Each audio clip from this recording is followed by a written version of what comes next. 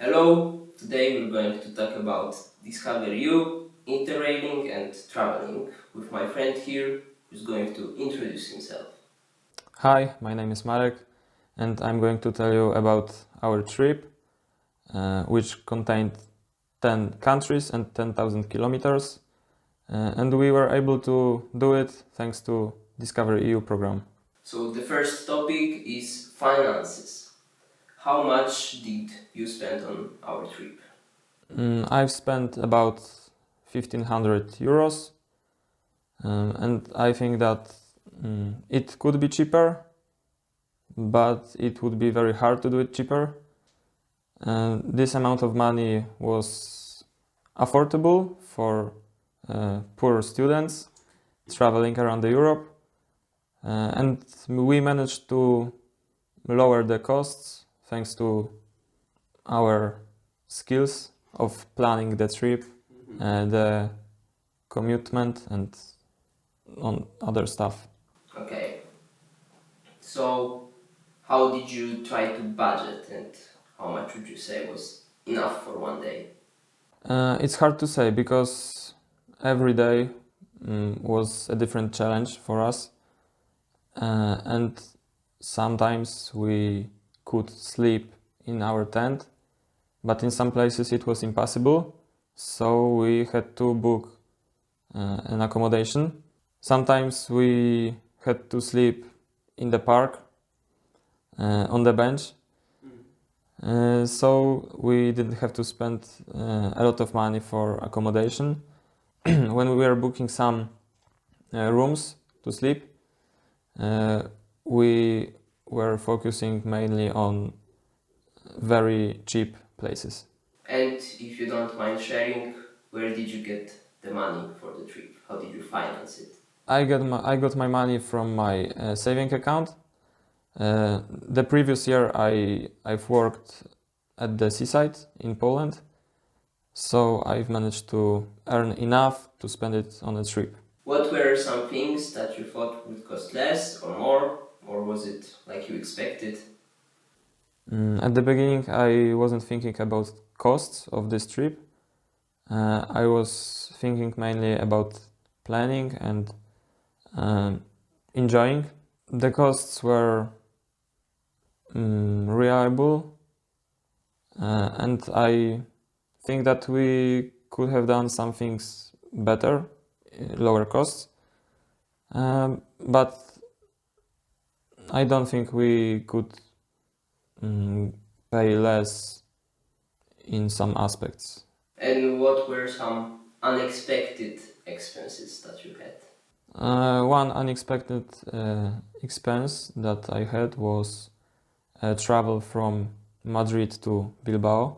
I didn't manage to get into the train on time, so I had to find out another solution, and I had to pay extra for the bus from Madrid to Bilbao. So let's move on to packing.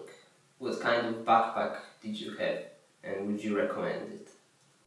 I had a standard backpack with no wheels, which I think is my fault because the backpack was very heavy. I've had a lot of stuff packed in, too much food and too much clothes. I think I could pack less food and less clothes. And the backpack was very heavy. Sometimes we couldn't find any luggage lockers in some places, so we had to travel with our backpacks. I don't have the thing that I regret I didn't take with me. The most essential things to take with me was documents, money, phone, power bank, and the camera, of course. So we know that you packed food, but how much food was it? Was it enough for each day or was it less? I think it was enough for a half of this trip, that I wouldn't have to eat something in the city. but it wasn't necessary because every city has a grocery and the prices aren't very high. You can find some places where you can eat in reliable prices. So I think I could have packed less food. My food was mainly for breakfast and dinner, but the main goal was to try some local food for lunch, and I think I managed to do it. And what did you do with your backpack when you went sightseeing?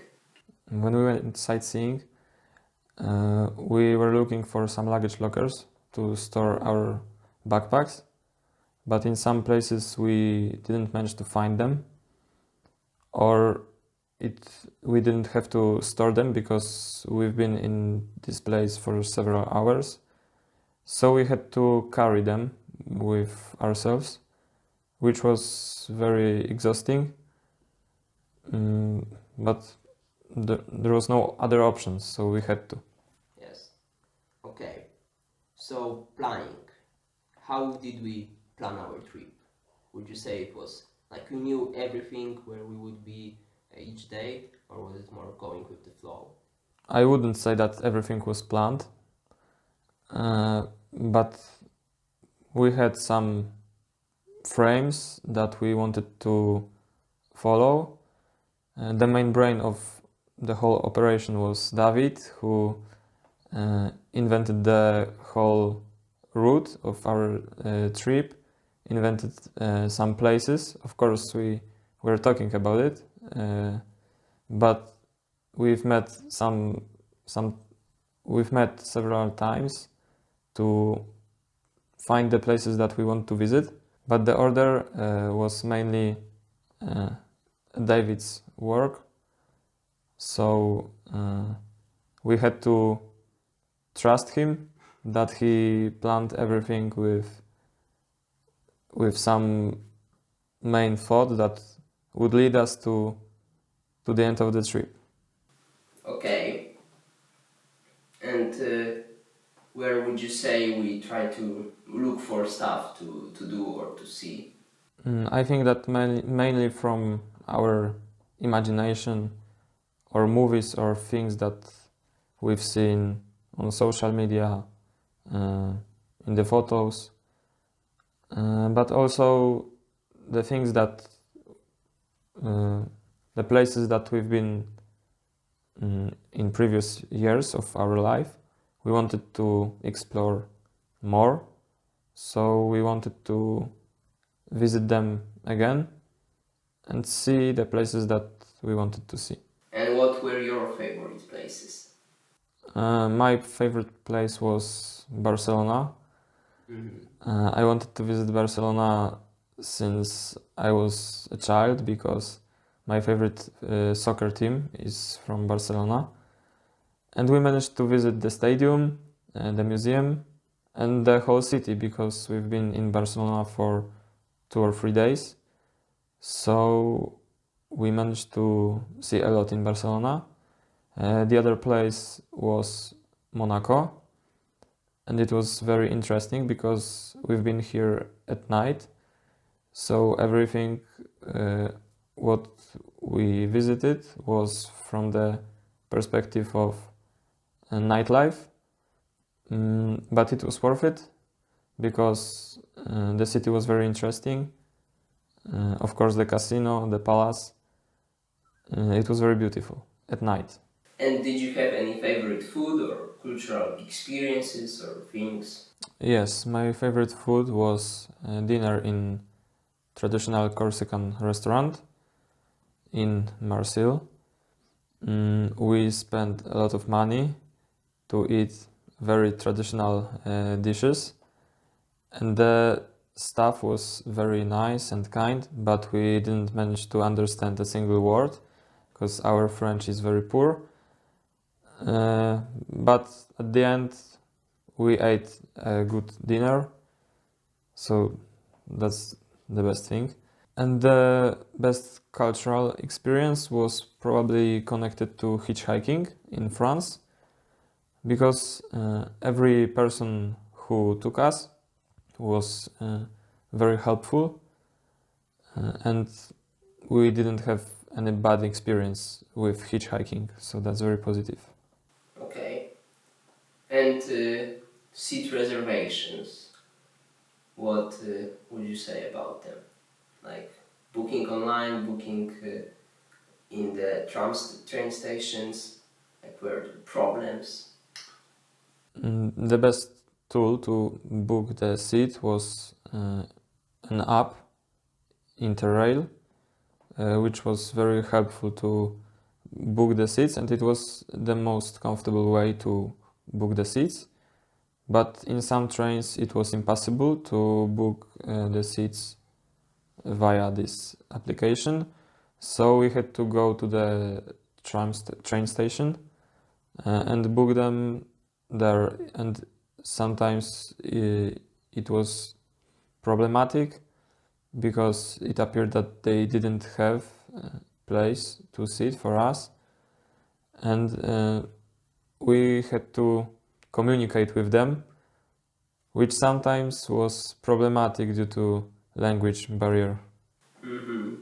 Especially in Spain. Especially in Spain, yes. Accommodation. So, where did we sleep usually? Like hostels, hotels.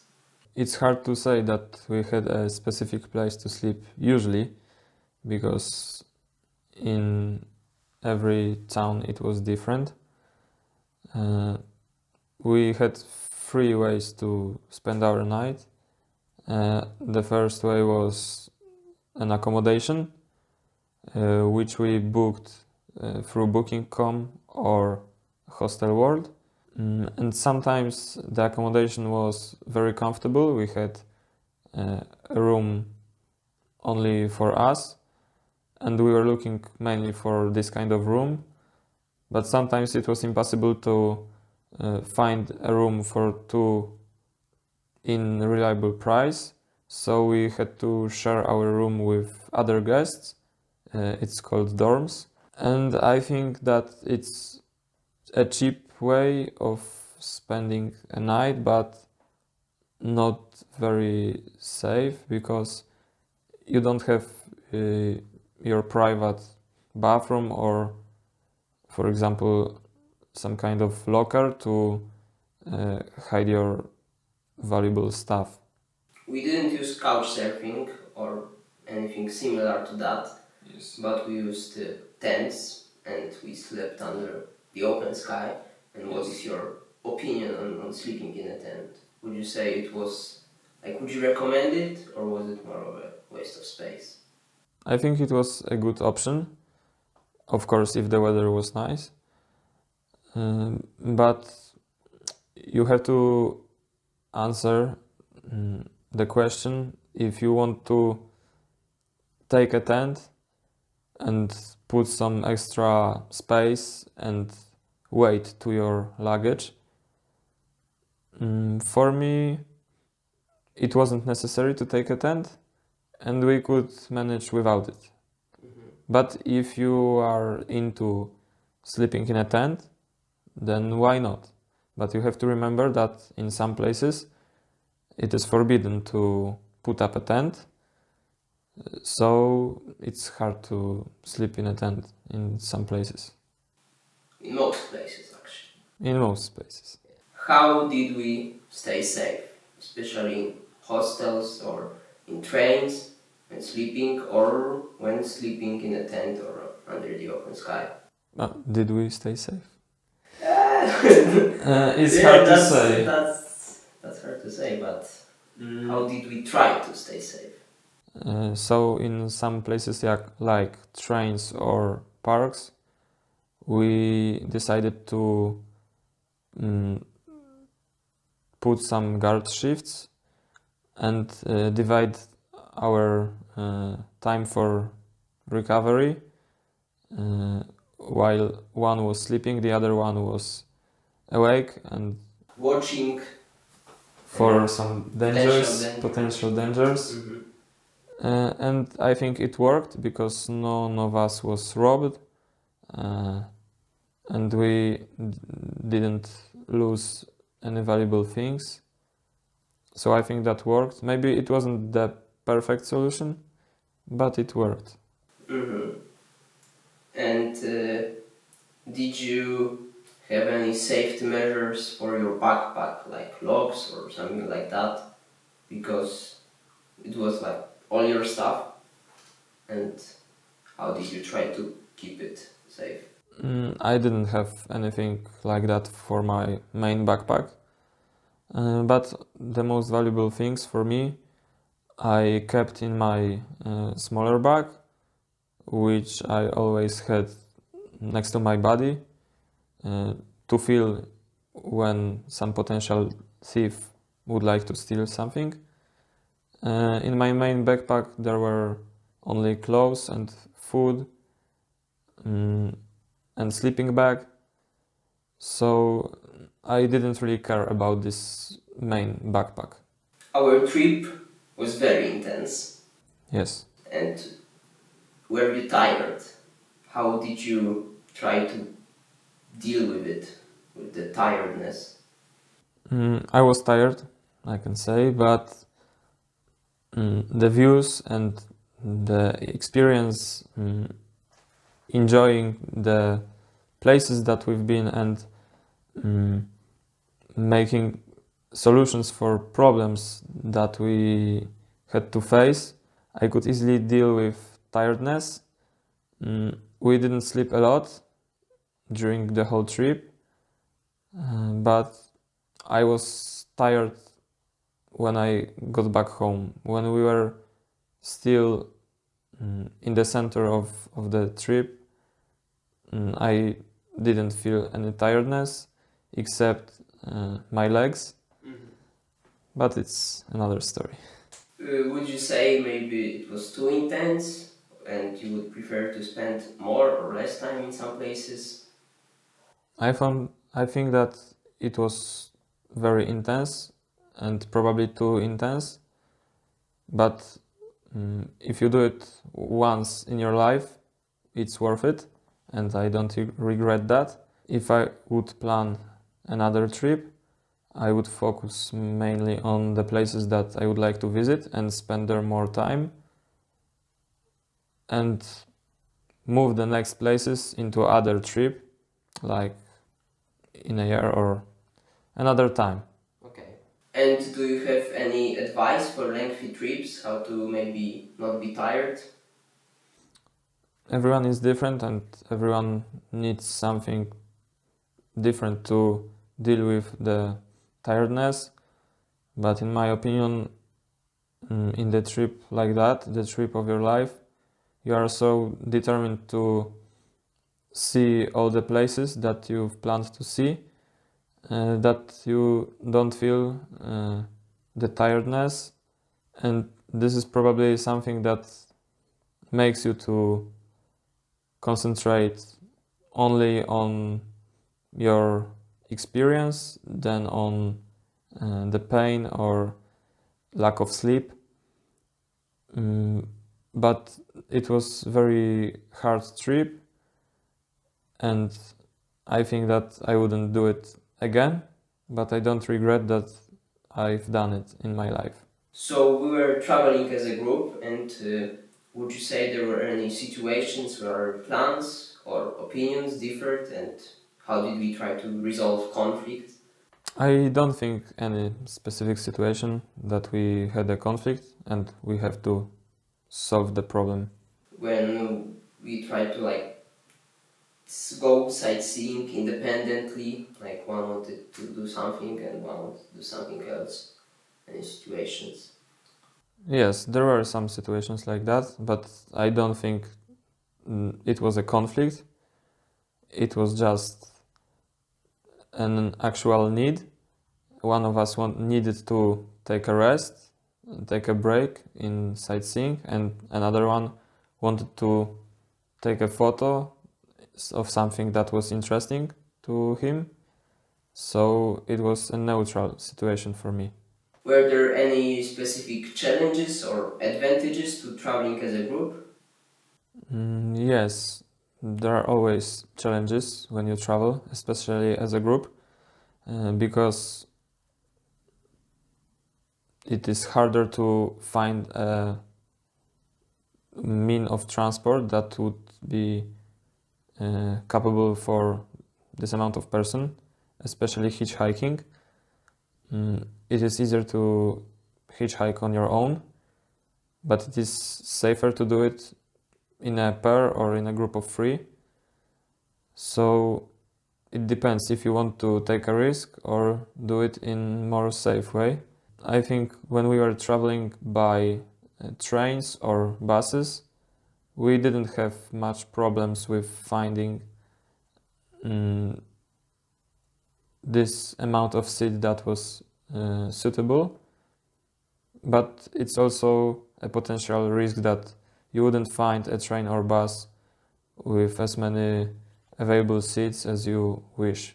How would you say traveling as a group impacted the experience of the whole trip? I think it was more fun because every one of us wanted to see another places. Every one of us had their own opinion or plan for this trip, and we had to think of it what would be the best at the exact moment. And it also taught us to deal with this kind of situation when we have free minds, free choices, and we have to choose something which would be the best at the exact moment. Okay, and the last few days you were traveling alone, and what were some differences that you noticed when you were alone and when you were traveling as a group? I was more free in what I was doing because I could spend as much time as I wanted in a specific place, museum, statue, restaurant, or something like that.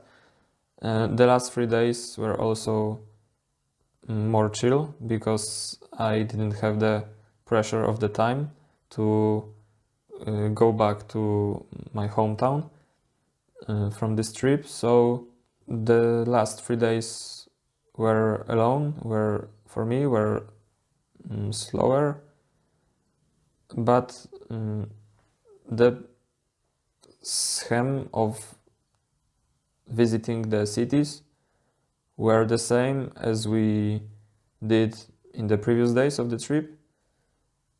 And that's what I also thought from this trip. Mm,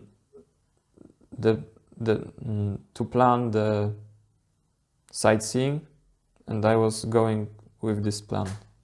Okay, and would you say there were also situations where we were like meeting people like travelers or locals and interacting with them? We had the best opportunity to meet locals, of course, in their cities, but there were also many tourists. So sometimes it was hard to say if this person is a tourist or a local.